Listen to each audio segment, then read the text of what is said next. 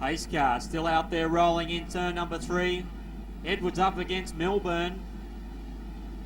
Couple of locals sharing the front row. Victorian and a South Australian on the second. Queenslander and a New South Welshman. Real state of origin stuff this on the third row of the grid. We look back to the fourth row and we can see one of your very own Alan Barley up against Queensland's Nathan McDonald, and following them, a couple of Sydney-siders, the likes of Madsen and Brazier. They continue. Pace car is off the track. Heat number 1 of the 95 Grand Annual Sprint Car Classic, thanks to the Bonham Sawmills and Truck Traders Mount Gambier.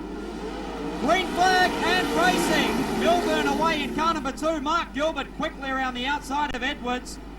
We look back to Gary Brazier and he's passed 4 of them, but he gets bumped up to the wall and the caution is out. Caution light is out. This is the situation. If the officials up here upstairs deem that someone has infringed at the start, generally they allow the cars at least half a lap until they get onto the backstretch before they give the caution.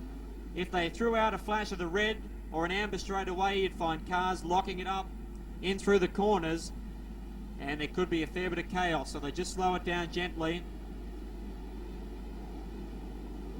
Let's see what happens here. The officials just slowing them down and the flag going out.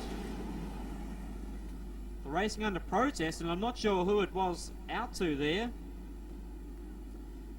May well have been the 2 car of Wayne Milburn, but anyway, our starter now has the green flag cocked and ready.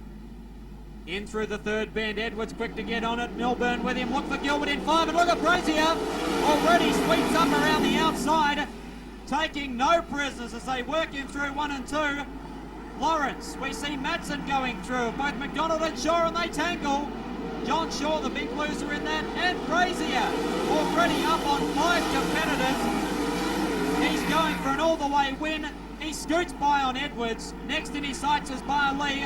He'll probably lunge on him in turn number 3. Let's see what he can do as both Madsen and McDonald push their way through, but Brazier's done it. Up to 3rd position.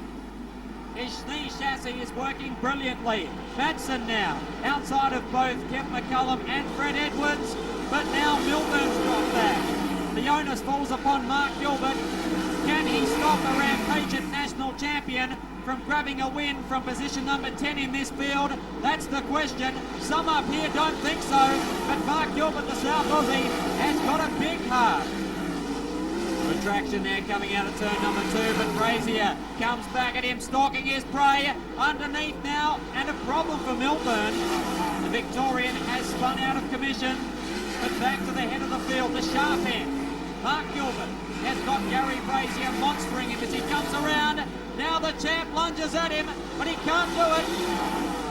Into turn number 1. This time they bump wheels, but Mark Gilbert says, no way, my friend.